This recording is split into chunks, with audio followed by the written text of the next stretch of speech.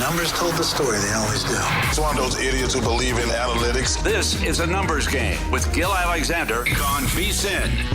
Friday morning, downtown Las Vegas, a numbers game powered by our friends over at Zyn Nicotine. I'm Jared Smith in for Gil Alexander today. Kelley Bydlon with us as well. And joining us now from the very prestigious Homewood Suites up in Saratoga. We were having some hotel analysis before he came on here. But Chris Fallica of Fox Sports, of course, host of the Bear Bets podcast, joining us on the Progressive guest line. So the Homewood Suites, that is the elite level status for you. Top tier hotel power rating right there.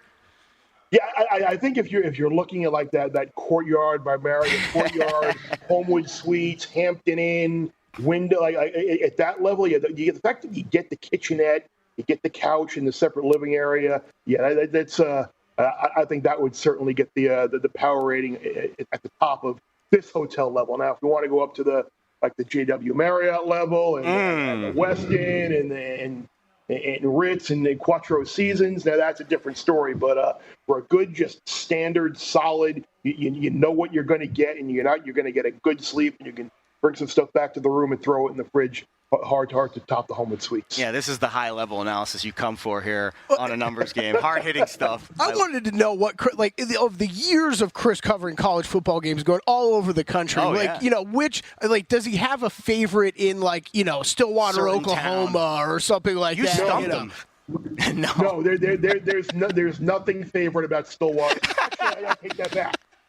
We actually, one year we were fortunate enough when we got to stay at the Golf Lodge on Oklahoma State's golf course. Oh, the Golf Lodge, that's fancy. Everything. That place was awesome. See, this is what I'm looking for. Unbelievable. Insider stuff. We could do an hour on it. We probably could do an hour on college towns. I know in State College, if you want to go to the Nittany Lion Inn, to me that is like that's the top tier, creme de la creme. But again, we'll digress. We'll get some thoughts on college football coming up at the end here. But we definitely want to get into Belmont. It's a unique year. It could be unique for multiple years because you move the location to Saratoga, shorter track. It changes everything, right? You go from a mile and a half right to now a mile and a quarter. It changes the entire tenor of the race. Sierra Leone's the favorite. You'll have Mystic Dan in there. Handicap the field for me. Is there any value here as we get close to the race tomorrow? I really have a hard time seeing someone other than Sierra Leone or Mindframe win the race. We just don't know how good Mindframe is. He's only raced twice. He's had 2 open-length wins, but at the same time, going from a maiden special at Gulfstream and an optional allowance at Churchill on Derby Day into facing Sierra Leone and the Derby winner and the Preakness winner, that's a bit of a step up in class. We just don't know how good he is or isn't right now. I think he's the only horse that possesses the upside to beat Sierra Leone. I mean, we've heard it with Sierra Leone. I thought he was the best 3-year-old going into the Derby. He had a brutal trip.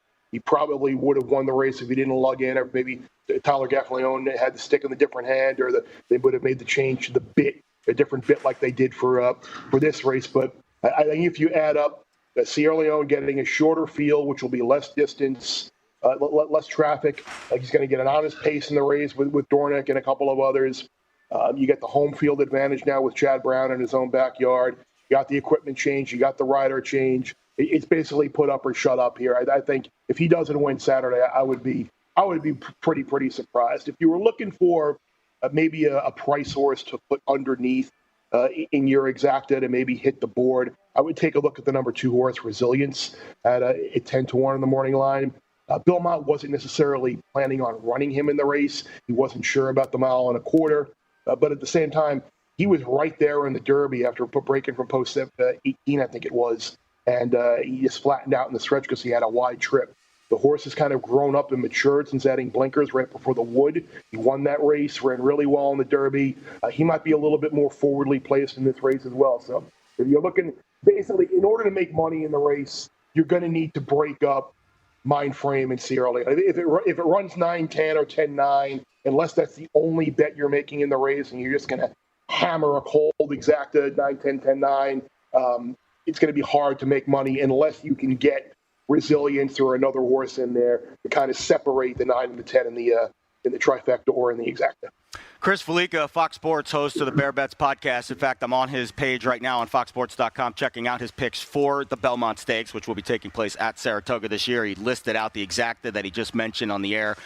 Great stuff, of course, for a lot of the novice horse bettors like myself. I bet on usually 3 races a year. It's a different sport to bet on than picking a winner in the Celtics Mavericks game last night. So you did a great job laying it out, and of course understanding what you're betting is usually half the battle. All right, speaking of the battle, we got news yesterday. I think it was either yesterday or earlier this week about the college football playoff schedule. And I'll be honest, Chris, to me, any argument against expansion died the moment that schedule came out, because my counter every single time someone tries to argue against expansion, did you look at this schedule? 8 games. It's like March Madness for football. 8 games in that 10-day stretch Christmas week, and then, of course, the semifinals and the championship, which is the more traditional that we've experienced over the last few years. But this schedule, pun intended, is an absolute bear. Yeah, they're two. You can have like 2 separate thoughts and hold them concurrently in your head at the same time. You can say that expanding the playoff hurts the regular season. You can say expanding the playoff really doesn't increase the number of teams that legitimately can win the national title. But at the same time, you can't sit here and argue that more football is bad. Yep. More marquee games in a playoff type setting. I'm going to watch, you're going to watch, Kelly's going to watch, we're all going to bet them, but we're all going to be fully invested in them. So, yeah, I think in getting weeks of football in between, like the Army-Navy game, and once you get the conference championship game, getting those through Christmas and New Year's, and then finally you get the break right before the title game, and I think on the 20th it is. Yeah, I'm looking forward to it. But like I said, does it mean that more teams other than, say, Georgia, Ohio State, and then maybe Texas or Oregon can ultimately win the national title? Probably not. But at the same time, getting maybe an LSU in the playoff, or a Michigan in the playoff, or an Ole Miss in the playoff, or Penn State. Someone else. As an alum, I'm praying that we get in one of these years, Chris. Dude, what's going on? I couldn't believe when I was looking at the preseason Heisman odds and like odds to be picked in the number 1 pick in the draft next year. What are people like seeing with Drew Aller? No idea. I'm not. I don't think we're seeing. I think what they're seeing is the program that he plays for is going to have a lot of high-profile games. When I'm not like the quarterback guru, but when I watched him play last year, I saw someone who was a little bit timid in the moment, and they didn't ask him to do a whole lot. And that's not going to fly in the Big Ten. That's certainly not going to fly in the Big Ten now that you got, offensive teams like USC and all these great, spread it out type teams like Oregon coming in. But it'll be an interesting dynamic. I think you made a great point, too, because when you don't have the win equity maybe of a team in that lesser tier that can win the championship, but we see a lot of this in college basketball. FAU is a great example. San Diego State's a great example last year. The run themselves to get into the Final Four and the championship game, to me, is kind of the pureness of college sports, and I think that's what makes this tournament and this format a little bit more unique compared to what we've seen in prior iterations. Yeah, I would agree with that. Maybe you get one of the a Boise, whoever your non-power 4, I guess I should say now, conference team that gets in there. I mean, maybe they do wind up pulling an upset as well. And who knows? If the Big 12 is such a balanced conference, whoever gets in there, maybe they win a game and create a little excitement. I liked it at 4. I thought it should be hard to get in. But I'm not going to sit here and complain about having more football.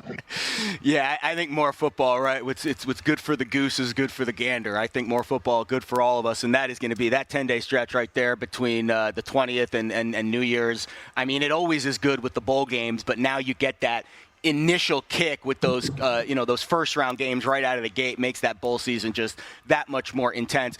All right, Bear, before we let you go, a big couple months coming up for footy. We got the Euro, we got Copa. I'll give you the floor here because I'm like a duck in the wall. I have no idea. I'm just trying to search for some nibbles here with the soccer. But what are you looking for with the international competitions coming up this summer? Yeah, we got Euro starting a week from today, and then we got Copa starting on the 20th.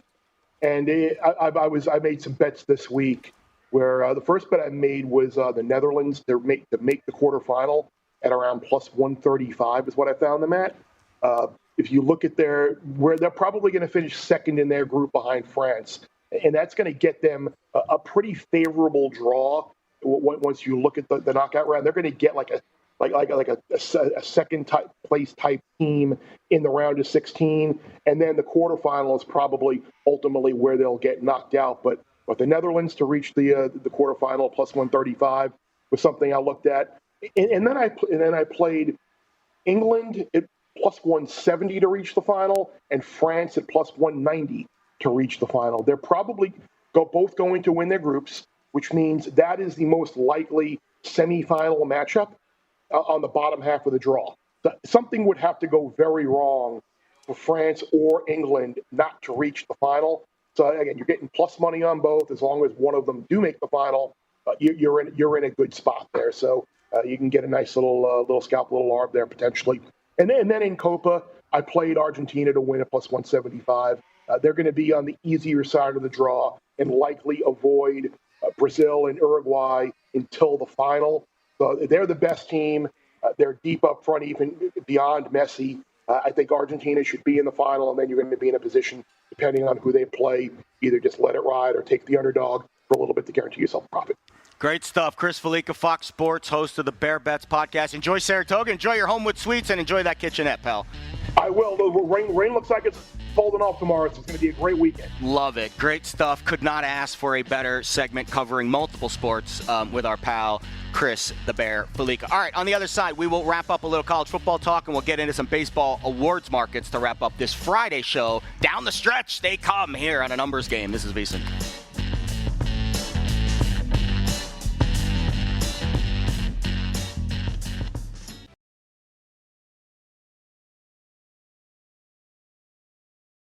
A numbers game on VSiN, the sports betting network.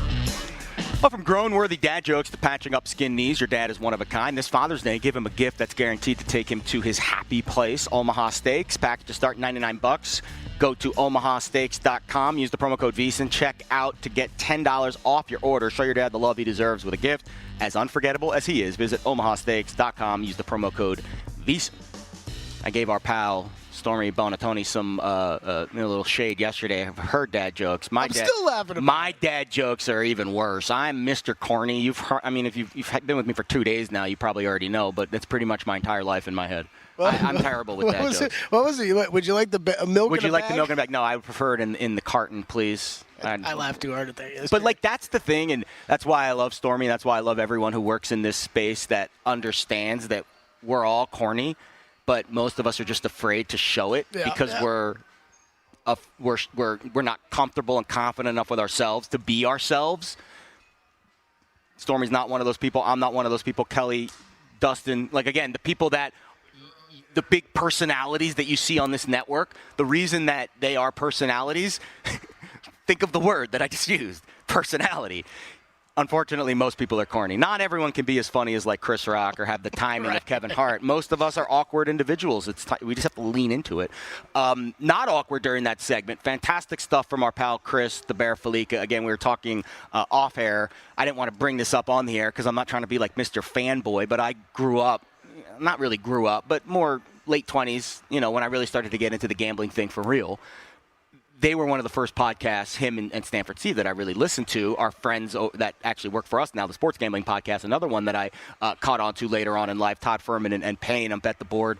Again, these are like formative gambling podcasts that helped me formulate my personality, my gambling thoughts, the way that I view the markets, the way that I handicap the process. You pull all of these different things and strands from other smart people that you respect and look up to, and then you eventually formulate your own personality on the air. You find your voice, you find your brand.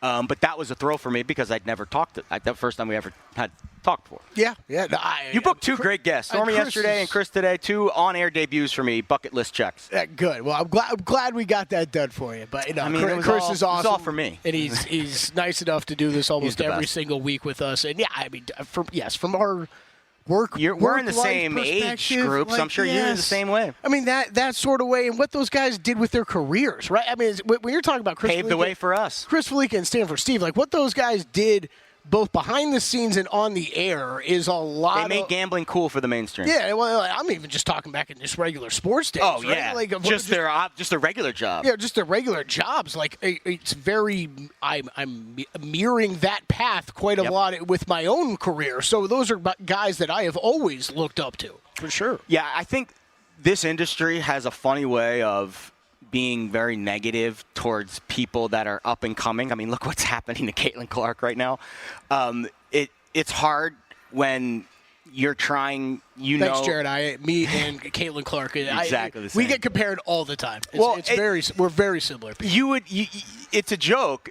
He's joking, but he's more comparable than you think because, and I'm not saying that the athletic prowess is the same, but when it neither with me either, frankly. But when it comes to you're having success in your industry and you are trying to climb the ladder, there are always people ahead of you. How those people treat you is a very clear indicator of their class, their personality, whatever words you want to use to describe. Exactly. What they are at their core. Chris Fallica is a guy that does not have to come on this show every week and do this, but he does because he respects you, he respects Gil, he enjoys doing it, he loves what he does. Yeah. And he helps you because you get to talk to him, you get to pick his brain. Yep. He gets to be a bit of a mentor to you, even though in his mind he's just doing a guest segment, but it means more to us than it does to him. And when the way you treat people lower than you on the food chain is, to me, how you measure someone as a human being. I completely agree. I was lucky to have a lot of great mentors coming up same working wise, and it's if you don't for myself it's spitting on what they've given me if you don't pass it down, right? So that's what we try to do.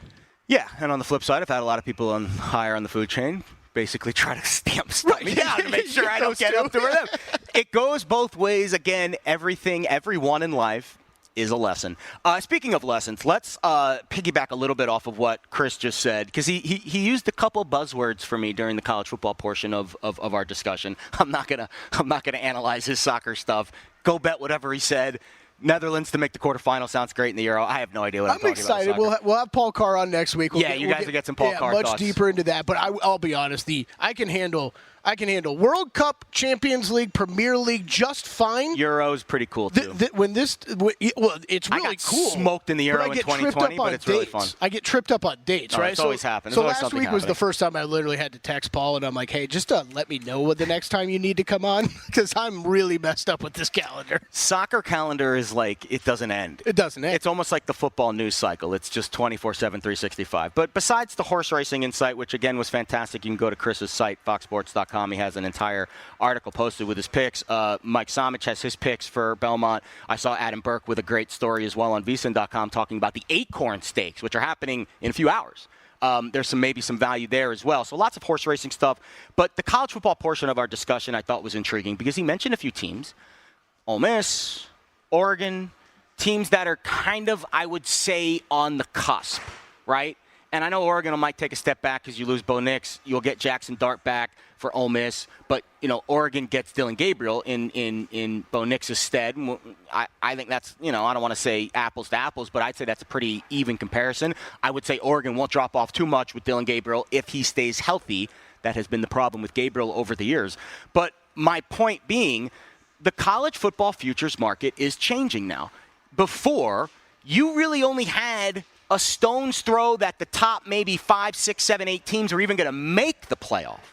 Now the field expands, and I think we use the word win equity a lot. Maybe the win equity of Oregon or Ole Miss or LSU, one of these teams that is not the top, isn't as high as an Alabama or Georgia or Ohio State, Texas, etc. But if you're in the dance, you're on the dance floor, you're on the bus, as Herm Edwards say, we're on the bus, it opens up opportunities. And now you get 16 teams, which means more teams make the field. So while the college football futures market, to me, you're trying to find the needle in a haystack TCU 100-1 that makes the playoff, very hard to do. Now I think there's more opportunity. I'll call it fertile landscape for a team like a Notre Dame or a Michigan or Florida State down there at the bottom of the board, 25-1, just to be in the field. And that allows flexibility later on in the quarterfinal, semifinal rounds if they're able to make it that far. Yeah, man, I hope you're right. Me too. Well, we'll see. Because I mean, you're a much bigger college football guy than I am, and I just keep going back to. Like, am I going to watch it, like, get excited for an LSU-Alabama game on October 27th or whatever, and it just feels like after I watch a great game, feels like it's not going to really matter in the long run because both these teams are going to be there. But, at the same, the other side of that coin, Jared, it's well, I don't watch that much college football on Saturdays, so when we hit the holidays, like you're talking about, you get this amazing stretch where you can lock in and – I don't know. I hate it when people bring up from an NBA perspective where they're like, oh, the regular season doesn't matter. Like the playoffs are here, right? And it's like, is that what college football is about to turn into? I don't know if that's good or bad for the sport. I really don't. I don't think it's to that extent. Okay. Because there's still only 12 games, whereas in the NBA there's 82. So each game does have more of a sense of urgency. I agree. If Alabama plays LSU in, let's say, mid-late October, both teams are 7-8-0. You're right. The loser of that game probably still gets into the playoff. But the loser of that game might also be the 15 seed and have to face the toughest opponent in the first round and not get the advantage of an early draw. And I think there's home sites as well. Don't you think those teams want to play for the home, right? So I think there's nuance there. I don't think it's as cut and dry as, well, now teams aren't going to care in the regular season. Maybe maybe you care a little bit less at the end of a game that you're losing and you don't go all out for. But I still think Alabama and LSU, you're still going to care. Yeah. Like, I think the other 7-0 Alabama, 7-0 LSU on Halloween night, I think that game still matters. Yeah. I think the other thing that Chris brought up that just it's funny how many new formats we've seen with sports over the recent years. It feels like the one thing that holds true for everybody, every get better out there, which is our entire audience. What Chris said there when we talked to him, more games is always better. That's why the argument against expansion doesn't. Right. Like, if it's almost like a scale, right? And you're weighing, okay, expansion, the bad, right? So you're doing a pros and cons list. The the cons for expansion is obviously a diluted field. Regular season means less. Right. The pro for expansion, did you see the schedule? To me, that's weighted higher. Yeah. Bigger, spotlight games, right? More spotlight games. Yeah. So, and it's, I just think back to the NBA. In-season tournament, play-in. In-season tournament was a great example. I thought it was fantastic. I don't hear anybody complaining about those anymore. When they were complaining about They complain at the beginning because people don't like change. I was one of these people that I hated change, and then the change would happen. I'd be like, oh, that's not so bad. Embrace change, people. That's the only way you grow is if you leave your comfort zone. We will leave our comfort zone in the baseball futures market next. Numbers game, Beeson.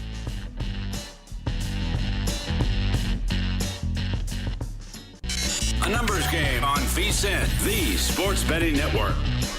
Act now, save big, limited time, annual subscription VSiN Pro. It's an unbeatable price. Normally $240 a year. You can now subscribe for just $199. We'll throw in an extra month free. 13 months of VSiN Pro access, less than 50 cents a day. With VSiN Pro, you'll gain instant access to our daily best bets, real-time betting splits, exclusive systems, premium analysis, and 24/7 video content. Don't miss this incredible offer. VSiN.com/subscribe right now. Use the promo code ANG. Claim your discount and bonus month. That's a special deal which will not last long. VSiN.com/subscribe today. Use the promo code ANG, which stands for A Numbers Game. Gil Alexander off until Monday. I am Jared Smith, steering the ship with my trusty co-pilot here, Kelley Bydlon, doing his usual producing routine. A fantastic show for us so far. Really enjoyed talking to Chris Fallica, of course. That was a thrill for me personally, but professionally, he gave some incredible advice about the Belmont Stakes taking place at Saratoga this weekend. Also some Euro and some Copa soccer advice. And we had a brief discussion about the college football playoff. If you want to go back and relive that segment, I believe there's a podcast that'll come up at some point today, right? Yep. Check out the podcast. I'm sure we'll tweet it out. I'll have some video and all that fun stuff for it as well. And then, of course, Lou Finicaro, we had him in our first hour talking NHL, Stanley Cup Final, which starts tomorrow. Very busy weekend for Lou's sports gauntlet college baseball, UFC, all of that stuff, of course, will be on the podcast, which will be up shortly after the show concludes. But let's pivot to baseball. We gave you a little baseball a little earlier in the show. I'm kind of lukewarm on the Marlins Guardians nerfy tonight, although the price move overnight is making that bet less valuable. If you can find minus 120, which is currently available at DraftKings, I think it is I'll call it a fair wager to make if you want some baseball action tonight. But we had action last night, and I'll be honest, sometimes I feel like I can speak things into existence. I have so much power on this microphone that we can do a segment on the American League MVP straw poll and talk about how great Juan Soto looks and the difficulty in choosing between the two-star Yankees, Soto and Judge. And the only thing that could derail one of them from having an MVP season is an injury. And guess who left the game with I believe a forearm injury of some kind last night. We'll call it an upper body injury for the hockey fans out there. I don't know. Have you seen any more details? No. Because one thing that I kind of had that game on TV number 2 last night, and Let's check if anything happened in the last. One thing that was very apparent was there was a weather delay. There was a weather delay, and then Juan Soto didn't return after the weather. Okay, delay. so that's what I was wondering when the timing of it occurred, because that's like. Maybe it's not as bad. Maybe it just kind of cramped up and felt tight during the delay, and he didn't want to go back out there. That is the best case scenario. Best case scenario. Odd shift right now, because we did talk about this yesterday. Shift. Aaron Judge down to plus 181, Soto out to plus 235. So that moved like 20 cents, 15 cents, something like that? Yeah, and I think the uncertainty there, I would say that move is half-baked. If we get news today that Soto going to the IL, that number drops more. How I would react to this from a betting standpoint is do nothing, because you are not the Yankees orthopedic surgeon or whoever's looking at the Yankees, looking at Soto today from a medical standpoint. When we are betting the awards markets, that factor, frankly, when you're betting anything, even if it's a one-game roll of the dice, one-inning roll of the dice, it happened with Kenta Maeda the other day. 2 pitches into the game, he left, and all of a sudden the Yerfie got thrown to a loop. But injuries is the one thing you cannot predict. Mm-hmm. So I don't waste my headspace trying to predict them. Now, you can say that certain guys are injury-prone. That's not Juan Soto. He's played every game this year. So it's one of those things where if it happens, you bet Soto. Like, I bet Tucker last week, he got hurt. What am I going to do? Obviously, if I knew that he was going to foul a ball off his shin and miss 2 games, I wouldn't have bet him the week before. I would have waited until after. But you cannot predict injuries. Now, okay, question on that, because I thought this was an interesting discussion we had probably 3 weeks ago, a month ago on the show, and it was completely agree with you, especially when we talk MVP. Do you feel any different about Cy Young just because of how many injuries we saw to star pitchers at the beginning of the year? The conversation we were having was, is it now we've hit the day and age with these injuries with these pitchers in their arms that you should be maybe waiting a little bit before you jump into this market betting wise? Well, it's impossible to time the injuries, unfortunately. Right. I agree with your sentiment that there are more pitcher injuries than to hitter injuries. That's just natural these days. And I think the other part of that is teams are more careful with pitchers. So Jones, you're not going to rush them back. Jones and Skeens are perfect examples. You're getting great value on Skeens to win Rookie of the Year. The Pirates in mid-August could say, screw this, we're 20 games out. Why are we extending this kid and making him throw over 100 innings? We need him to throw 150 next year when we're in the race. And the Pirates have been more conservative with how they handle pitchers than other teams. Look at how they handle Garrett Cole. But I think to your original point, no. I am not changing my strategy on betting the futures market based off injuries. Okay. Here's what I am doing. I'm betting less. I'm not going to not bet on someone because he might get hurt. I'm just going to avoid those markets completely, where I would prefer in the futures markets to swim in more team waters, but sometimes bets just smack you right in the face. Mm-hmm. I think the Jose Ramirez bet that Dustin Sweetelson was hot on a couple weeks ago is going to be a fantastic wager at the end of the day. Is it going to win? Maybe, but it ain't going to close 25-1 in September if the Guardians win the division and he's leading the league in RBIs. It's probably going to be closer to a coin flip with whichever one of these Yankees ends up at the end of the rainbow here. Now, again, Jose Ramirez could get hurt. Can't predict that. I can't look you straight in the eyes and say, don't bet on this player because he's going to get hurt. That would be disingenuous of me to say. I think this futures market in baseball this year is very intriguing. I think we have more information from the voters than we've ever had. We are now getting monthly updates from pollsters, and the polls could be unreliable, just like in politics, but at least you have, I always use the lighthouse analogy. It's dark, you're, a captain of a ship, and you're trying to find land. If the lighthouse turns on, you're not there yet, but at least you know what direction to go in. And that's where I think we are now in the baseball futures market. Based off of the two polls that we have, the data that we have, knowing what we know about the numbers and the analytics, I know what direction to look in. Am I firing on every player that's in that direction? No. But I know that in the MVP in the American League, Kyle Tucker's getting a lot of votes. More votes than he got last time. The injury doesn't help, but that's a direction that we should be looking in. I bet in the next straw poll in June, I bet Jose Ramirez has more votes than he had, which was 0 in the last one. Now, if that's true, and we do get a straw poll with big Jose Ramirez, exposure in early mid-June, I'm going to be betting more Ramirez, probably at 20, 15 to 1, and just kind of play that number down as it keeps going down. The Cy Young in the American League side, Skubal's the guy. Do you want to bet that now plus 150? No, but he's the guy. Okay. Barring injury, he's going to win this award, I think. Barring some kind of setback where he just completely falls off the map, Burns' numbers to start the year were not as good. Baltimore's not going to win the division. Tanner Houck, good. He almost pitched a no-hitter last night, but he's not at that level. Actually, Logan Gilbert's a guy at 25 to 1. If Seattle wins that division, I think I would look at, because that's a guy that has that A-plus stuff, but he also is going to split votes with Castillo, who is the more noteworthy pitcher in that rotation. That rotation's unbelievable, by the way. Brian Wu, you've probably never heard of, pitched yesterday. I mean, Seattle's got 3 aces right there with Castillo, Gilbert, and Wu. The other guys on that list, I would call them middling. And it's not a knock on Cole Reagans or Seth Lugo, but they play for the Royals. Like, you're not going to get a lot of attention if you're not doing what Tariq Skubal is doing, which is just blowing the world up in his pitching numbers. Like, Skubal's numbers are off the charts right now compared to every other guy on that list. I think, to your point, real quick. I was just gonna say too. Like, you look at the names on this graphic.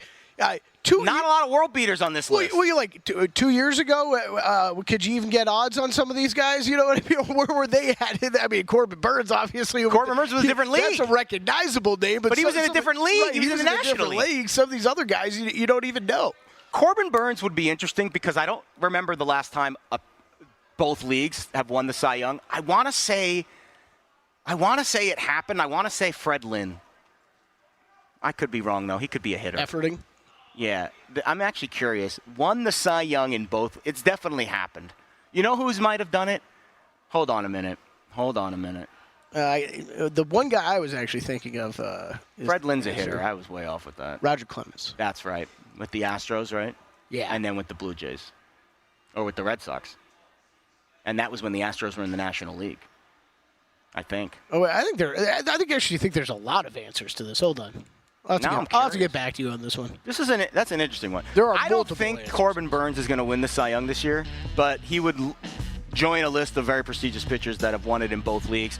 I think on the American side, it's Skubal. National League side is interesting. We'll come back, talk about the National League Cy Young and Rookie of the Year on the other side. We'll wrap up Numbers Game here on VSiN.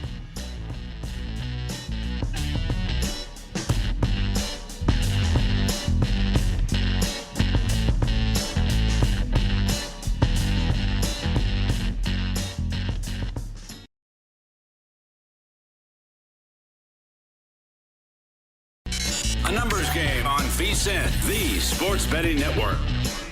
We are so close to crowning an NBA champion, and with the action heating up on the court, it's even hotter at DraftKings Sportsbook, an official sports betting partner of the NBA. Download the DraftKings Sportsbook app now. Use the code VSiN. That's code VSiN for new customers. Get $150 in bonus bets when you bet just $5. Only on DraftKings. The crown is yours.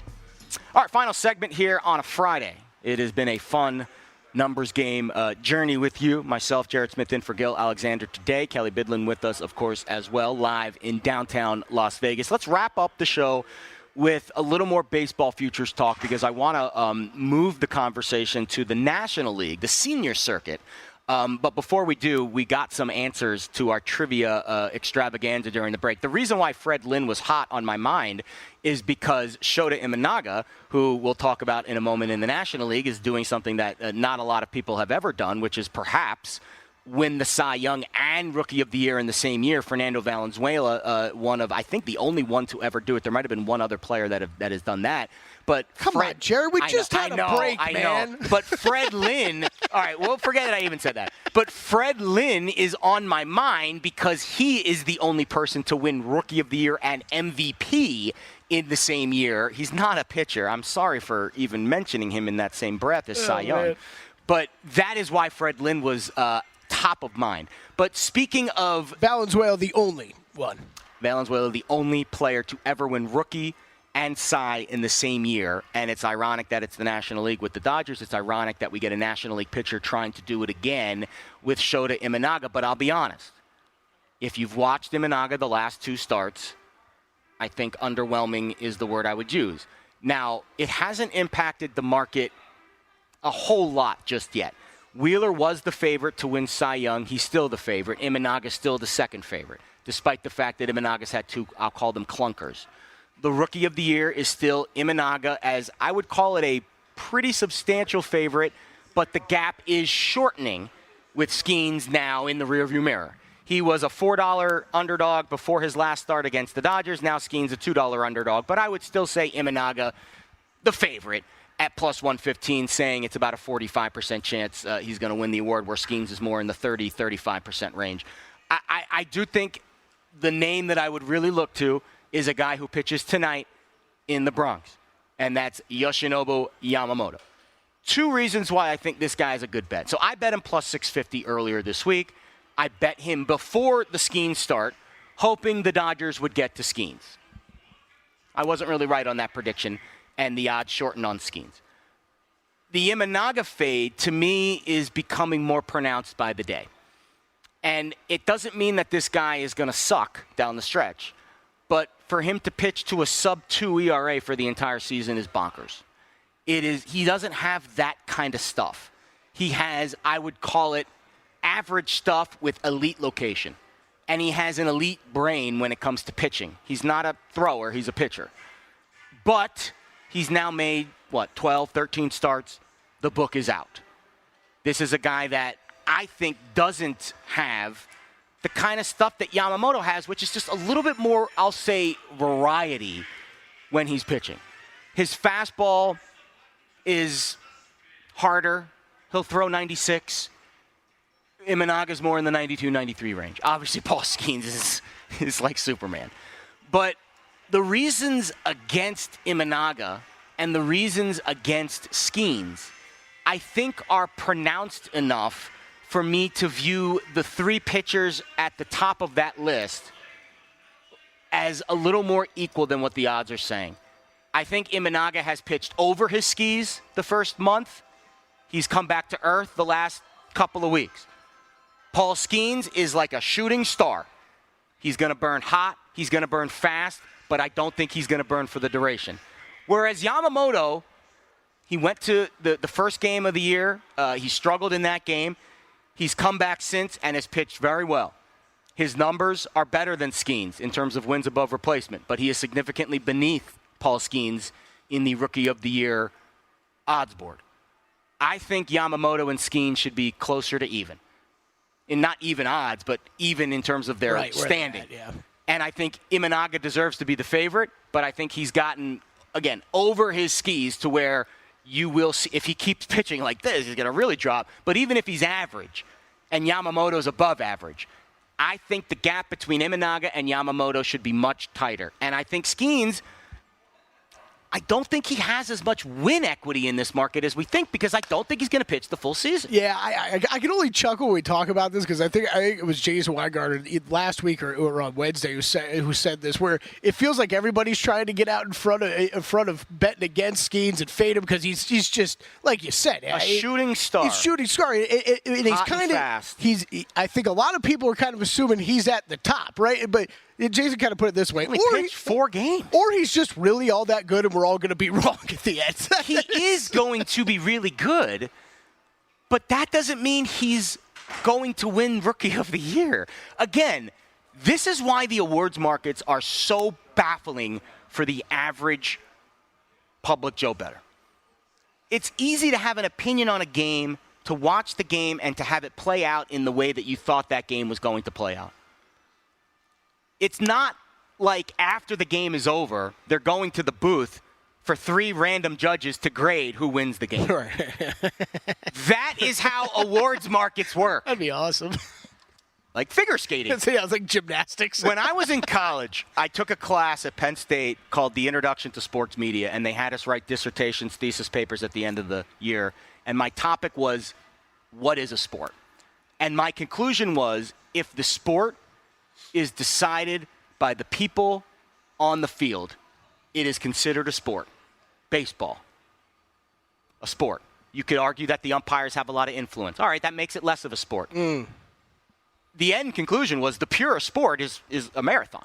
It's I'm going to beat or like a shot put. I've always said if you can comfortably drink beer during it, it's not a sport. But my point being, the definition of a true sport in the purest form of the word is something that is decided purely by the competitors that are competing in that whatever competition.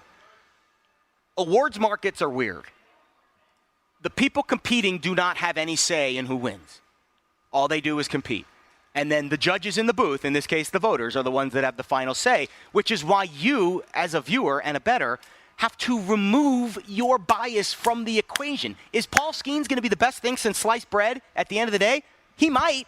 But he also might pitch 70 innings this year and might be shut down by August 30th. How will the voters respond to that? That is the question you have to ask yourself. Not if you think Paul Skeens is the best rookie pitcher in baseball. Yep. We talk about this all the time. It's irrelevant. Irrelevant. Your handicap. Erroneous on all counts. Erroneous. Yeah, you're handicapping what you think the voters are thinking. And it is. That is the only thing that matters. It's very tough because we spend a lot of time on this show. We spend a lot of time on this network. When it comes to betting, it is hard for you not to have your own personal, your own personal bias and feelings on these things. But you have to remove them. You have to remove them. And usually, you can at least look with a lot of these at what historically has come into voter cash. Trends. Yes, but some of that stuff changes. That's why these straw polls are very helpful. Now, the straw poll again is really helpful. I'm glad you circled back to that because I think Tim Bontemps been doing it in the NBA for a long time. I made a Jokic bet 2 years ago based off that straw poll at like plus 120, plus 130 to win MVP. In like a week, he was like minus $2 favorite. They're great. What I love about them, it doesn't just help us bettors. I love the idea of it forcing to make these voters think about it multiple times throughout the season. I didn't think of it from that angle. Because you can also wonder, I think a lot of times we wonder. They just wake up how serious are these guys taking it? And I know we've got a lot. There's a lot of people, including myself, that had Victor Wembanyama tickets their Defensive Player of the Year. One of the things that's killed me after the fact, Jared, it's the guys like Kendrick Perkins and stuff saying, we should rip away the award from Rudy Gobert. And I'm like, what? And you're like, the sample size, it pains me more for you to stand up there and say, I voted wrong after 10 games of the playoffs. Like that is way worse than you screwing up the vote in the first place to me. The fact that you can change your mind like that, and I know you're a voter. Just goes back to this is the difficulties of betting these markets. You're not handicapping you have no idea what these guys are thinking. What you think the players should be. You're handicapping a voter and what they think. You have to take your brain out of your skull and try to insert it into another human's brain. It's very hard to do. It's impossible to do unless you're like some kind of weird mad scientist in Young Frankenstein. But that is the only way to accurately assess the probabilities of a specific player winning a specific award. Ichiro, MVP and Rookie of the Year? We just got that tweet. Thank you for that. Fredlin and Ichiro, the only two players that have won MVP and Rookie of the Year in the same season. It's not going to happen this year because I think Imanaga is going to fade. He's definitely not going to win Cy Young. I think Yamamoto, plus 650. If he pitches well in the Bronx tonight, shuts down that Yankees lineup, who might be without Juan Soto, by the way, I think his odds will shorten when we recircle on Monday. Great stuff by our guests, Lou Finicaro, Chris Fallica, Kelley Bydlon booked it. Awesome stuff behind the scenes as well, behind the glass. This is a numbers game on VSiN. Have a great weekend, everyone.